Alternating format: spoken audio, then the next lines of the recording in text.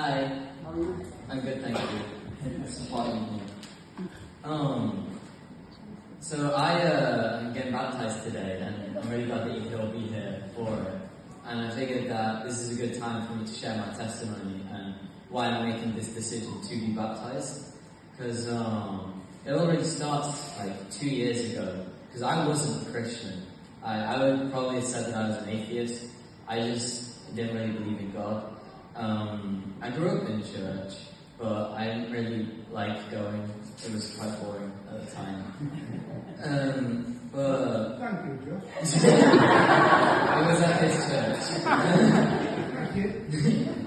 No, but then 2 years ago, I was at a camp, a festival called Awaken in Lincolnshire Showground, and I was just thinking, I was with Ethan at the time, and I was just thinking, I don't really believe in Christianity, but at the same time, I don't even know what they believe. And it really got me thinking about the history of what the Bible claims, how Israel was formed, and did the Israelites really escape from Egypt? And all of these stories that happened, I just wanted to know what it actually said. So I bought a Bible from the shop at this place, and I started reading it from Genesis. Now, I didn't read all of it and then become a Christian. I dipped my toes into the Gospels. For those of you who don't know, the Gospels are like the bit where Jesus comes in. And it's not like Chronicles, or where you get these massive genealogies and you just don't know what you're reading, these names. But I started reading what Jesus was saying, and very soon it came to the conclusion of, well, if Jesus died and he really came back from the dead, then I choose to believe what he said is true. If he really died and he came back, then I will believe that, yes, this God is real.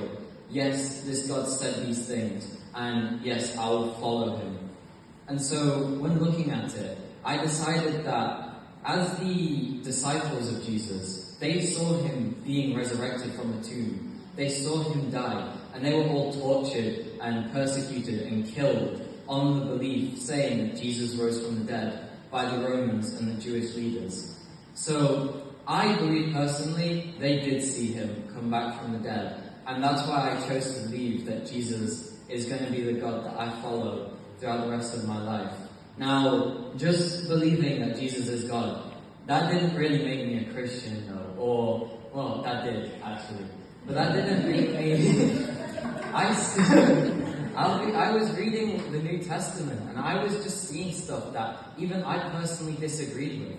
And I'm saying, but I don't see that, but that seems a little extreme.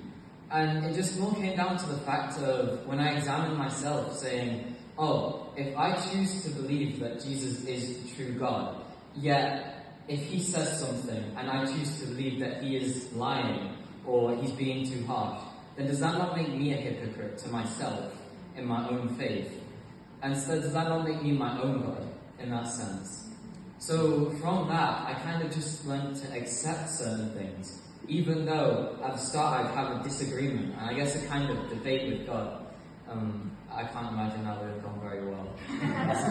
But so then on, that mentality of being able to accept things, it kind of helped me persevere through really difficult parts of my life in these last 2 years. And it's just given me a sense of peace, that even though I don't know what's going on, I can trust a God who knows where I'm going, and that I'm going to end up safe, and I know where I'm going at the end of the day. So, that was my testimony.